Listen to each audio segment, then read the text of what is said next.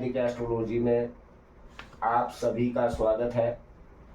हमने आपको पहले अवगत करवाया था जब इस चैनल की नींव रखी थी कि इस चैनल के माध्यम से आपको ज्योतिष के विषय में जानकारी दी जाएगी और जो नए शिक्षक हैं जो ज्योतिष को सीखना चाहते हैं उनके लिए सरल जानकारी उपलब्ध करवाई जाएगी।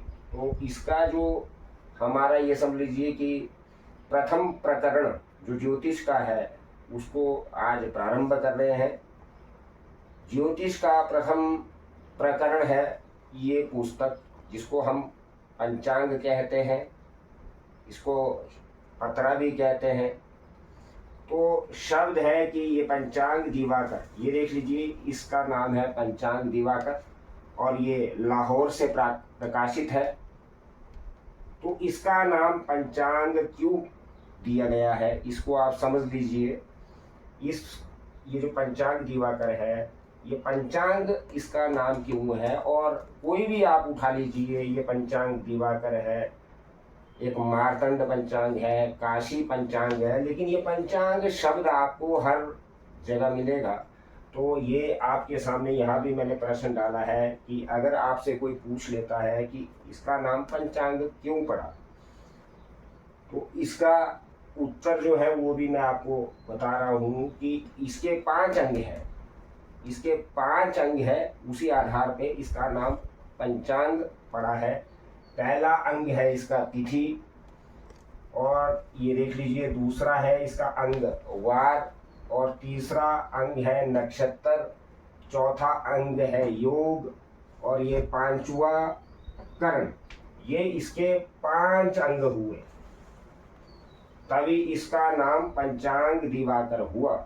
ये इसके 5 अंग है जो मैंने आपको बता दिए। और आप अंदर अगर इसको पंचांग को देखेंगे तो मैं ये भी आपको बता देता हूँ, ये जूम करके आपको बता दिया जाएगा। ये देखिए इसके 5 अंग है, ये मैंने अंदर खोल दिया, और ये देखिए सबसे पहले यहाँ पे तिथि लिखा है, फिर इसके साथ वार लिखा हुआ है, फिर तीसरे नंबर पे नक्षत्र लिखा है, फिर चौथे पे योग लिखा है, और 5वें पे कर्ण लिखा हुआ है। तो ये 5 अंगों से समाहित होकर इसका नाम पंचांग पड़ा। ये आपको सबसे पहले समझना होगा, क्योंकि कोई भी कभी भी आपसे प्रश्न पूछ सकता है, और ज्योतिष का प्रथम प्रश्न ही ये है। क्योंकि आप जब इस पुस्तक को ज्योतिष में, इस पुस्तक के बिना ज्योतिष नहीं चलेगा, ये हर वर्ष छपता है। तो वहीं पे अगर कोई पूछ ले कि पंचांग इसका नाम क्यों पड़ा, तो आप ये बता सकते हैं कि इसलिए इसका नाम पंचांग पड़ा। अब हम आपको समझा देते हैं कि पंचांग जो इसके 5 अंग है, ये तिथि आप देख रहे हैं, तिथियां होती है 30, ये 30 तिथियां होती है। ये 30 तिथियां क्यों है?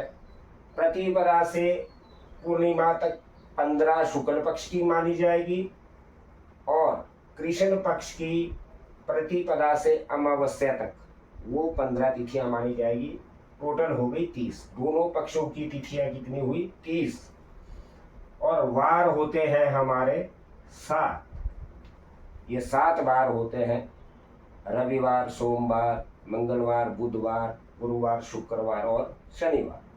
ज्योतिष में गणना रविवार से की जाती है, इसलिए ये याद रखें कि रविवार से गणना प्रारंभ होगी।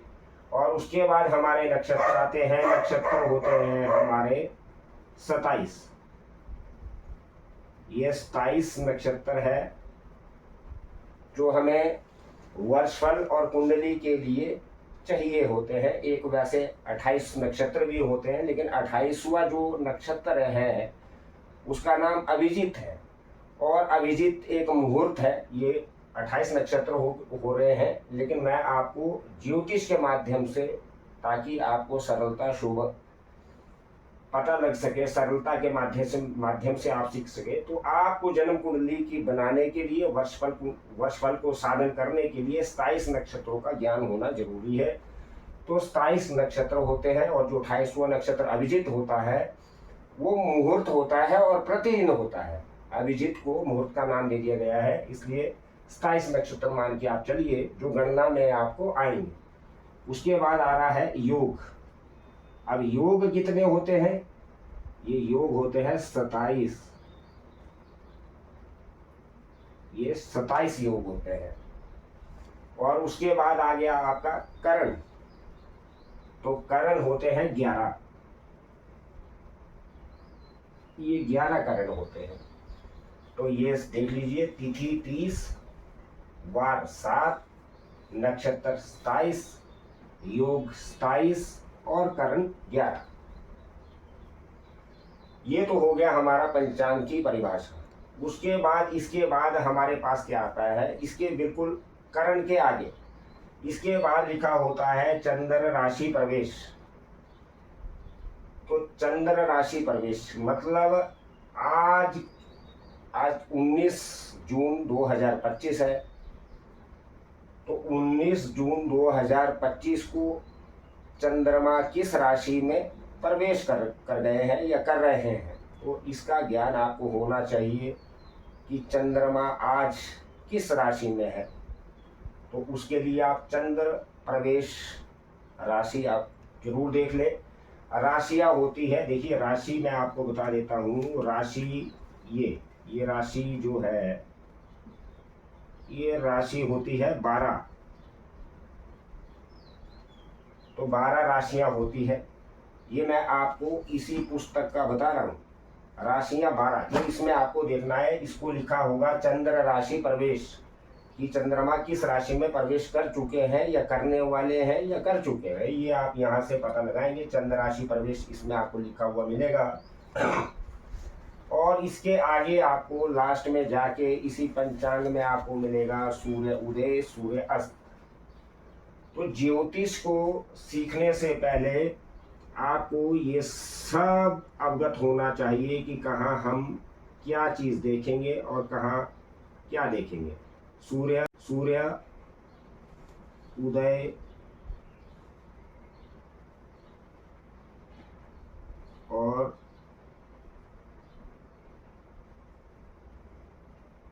सूर्य,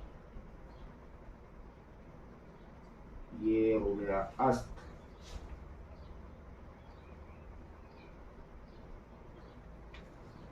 तो ये हो गई आपकी राशि, ये सूर्य उदय और सूर्य अस्त। ये इस पंचांग से आपको सीखने को मिल जाएगा। ध्यान रखिएगा कि इसमें है, जिसके लिए इसको लिया जाता है सूर्य उदय भी आपको आज 19 जून का जो मैं बता रहा हूँ, 19 जून का ये वीडियो है। तो 19 जून को क्या तिथि है, जैसे मैं आपको बता देता हूँ, आज 19 जून है, आप समझ लीजिएगा। तो 19 जून का मैं आपको इसमें एक बार समझा देता हूँ। देखिए ये है 19 जून। तो 19 जून को बार, ये 19 जून इधर आया तो बार है गुरुवार।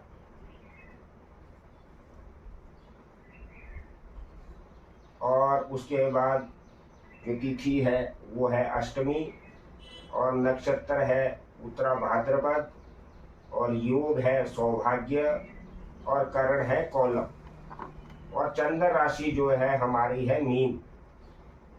और उसके ठीक सामने यहाँ पे आइए, ये सूर्य उदय है। तो 19 तारीख का सूर्य उदय हमारा है 5:27, यानी कि जो प्रातःकाल सूर्य उदय होगा वो 5:27 पे होगा, और अस्त होगा 7:31 पे। सायकाल 7:31 पे अस्त होगा। तो ये पंचांग का नियम है, इसलिए पंचांग को देखना सर्वप्रथम आप इस विधि से ज्ञात कर लें, और ये चीज़ें आपको समझनी होगी। और सबसे पहले ये जो देखिए ये कोष्टक यहाँ दिया है, इसमें आपको ये सब कुछ मिल जाएगा जो मैंने आपको वहाँ बताया। ये सब कुछ आपको यहाँ पे लिखा होता है, तिथि, वार, नक्षत्र, योग, कर्ण, मतलब ये समझ लीजिए कि ये इंडेक्स है। इस इंडेक्स में ये सब चीज़ें आपको मिलेंगी। तो इसको आप बिल्कुल बारीकी से समझ लें, क्योंकि ये प्रथम है और ये चीज़ें आपको याद होनी चाहिए। ये तिथियाँ प्रतिपदा, द्वितीया, तृतीया, चतुर्थी, पंचमी, षष्ठी, सप्तमी, अष्टमी, नवमी, दसवीं, एकादशी। तो इस प्रकार जो है ये 30 तिथियां आपको याद करनी है, क्योंकि जब आप किसी की कुंडली को शोधन करने के बाद उसको अंकित करेंगे तो वहाँ पे ऐसे ही भाषा में आपको ये शब्द लिखने हैं। तो इसलिए इनको वेद रीति से पढ़े, उनको समझे, ये आपको बता भी देंगे बाद में। और उसके बाद ये वार, ये 7 बार सूर्य से गणना करें, इनको याद कर लें। 27 नक्षत्र होते हैं, अश्वनी से रेवती तक, इनको आप याद कर लें। योग 27 होते हैं, इनको भी आप याद कर लें। और कर्ण 11 होते हैं, इनको भी आप याद कर लें। ये इसलिए आपको याद करने की आवश्यकता है क्योंकि कल को आप षोडश संस्कार, हमारे शास्त्र में षोडश संस्कार है और अन्य कई प्रकार के मुहूर्त है, तो ये चीजें आपको याद होनी चाहिए। इन 5 चीजों को याद करने के बाद आपको विधिवत ज्ञान होगा कि हमें मुहूर्त कैसे निकालना है, क्योंकि उस टाइम जो है ये सब कुछ आपको मौखिक चाहिए।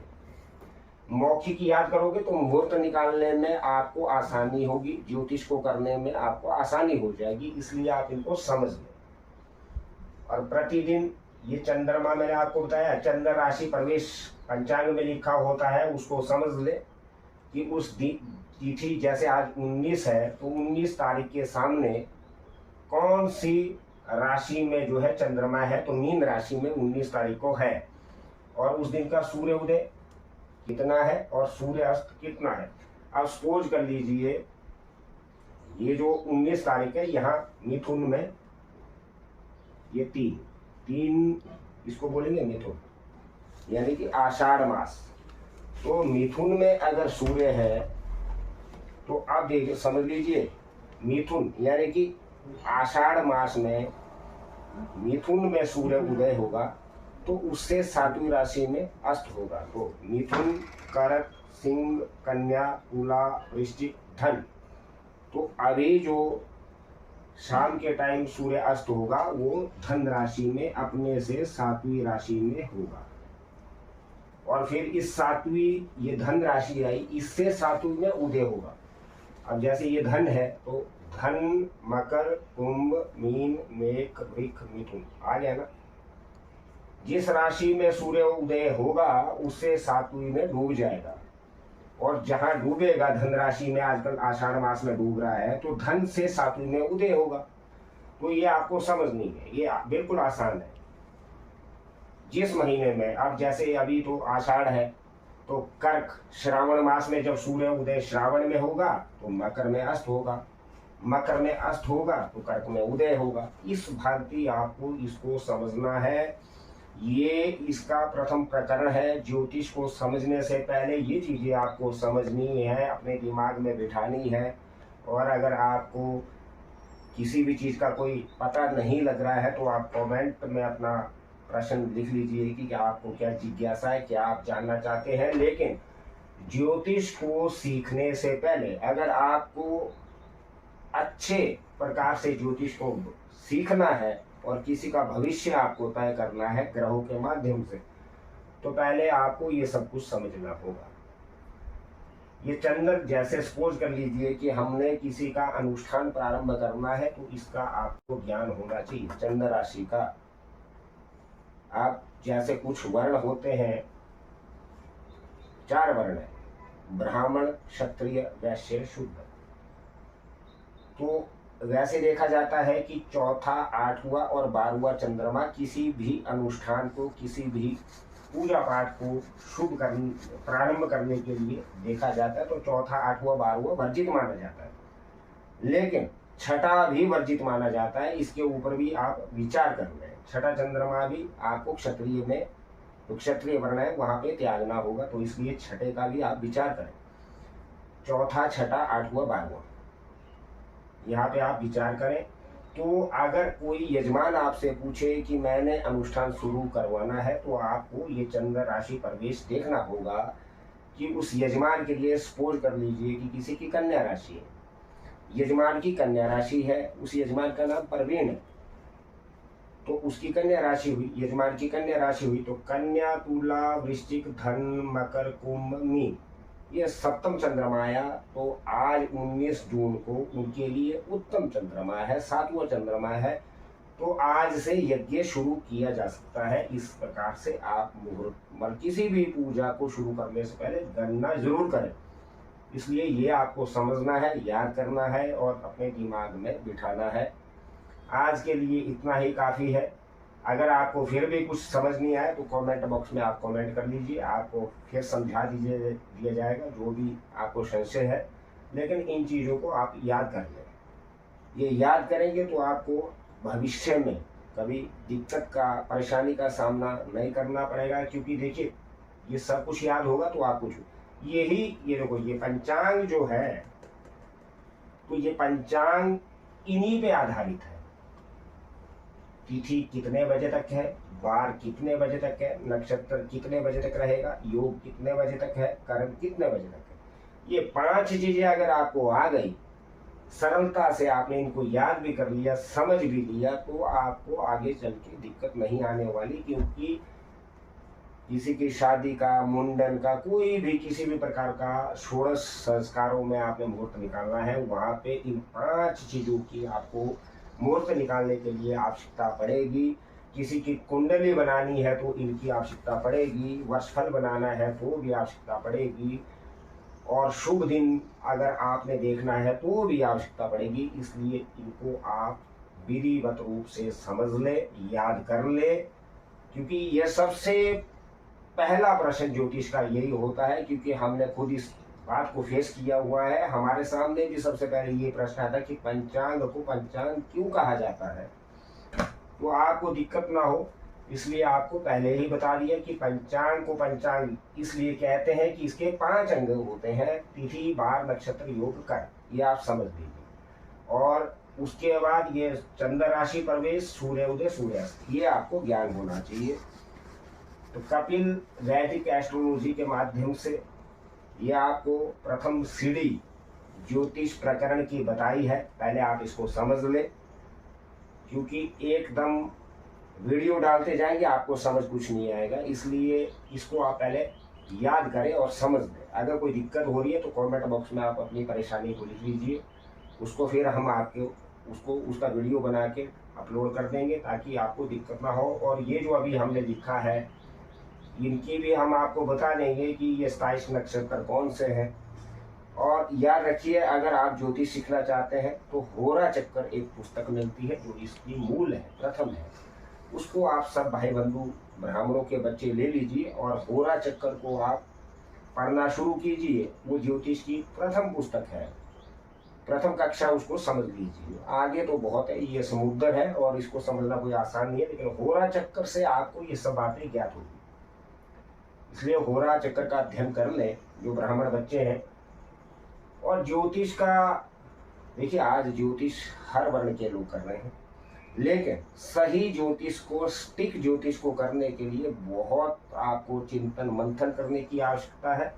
क्योंकि ज्योतिष कोई आडंबर नहीं, कोई पखंड नहीं, ये एक विद्या है और ये ऋषि मुनियों, देवी देवताओं के समय से चलती आ रही है। इसको समझना मुश्किल भी है, बहुत आसानी से ये चीज़ नहीं आती है, लेकिन अगर आपको आसानी से समझाए, सरल भाषा में आपको समझा दिया ये प्रथम प्रकरण, इसको आप अपने याद कर लीजिए, समझ लीजिए। और होरा चक्कर पुस्तक जो है वो खरीद लीजिए। और अगला जो प्रकरण है वो हम जल्दी ही आपके सामने लाएंगे। तो आपका समय देने के लिए बहुत बहुत धन्यवाद। हमारे कपिल वैदिक एस्ट्रोलॉजी चैनल को आप सब्सक्राइब करें, ज़्यादा से ज़्यादा शेयर करें। और ब्राह्मण बच्चे इस चैनल को मिस ना करें, वो इसको सब्सक्राइब कर ले, क्योंकि इसमें आपको सीढ़ी दर सीढ़ी इसी प्रकार प्रथम प्रकरण बीच से कुछ नहीं सिखाया जाएगा। ये हमने आपको बता दिया। इसी भांति अगला भी चैप्टर आएगा, जो दूसरे नंबर पे आना चाहिए वही आएगा। तो ये आपको बिल्कुल सरलता के साथ हम बताएंगे। तो इसलिए आप जुड़ जाए, ज़्यादा से ज़्यादा इस चैनल को शेयर कर दें, ताकि कल को भविष्य में चल के आपको दिक्कत फेस ना करनी पड़े।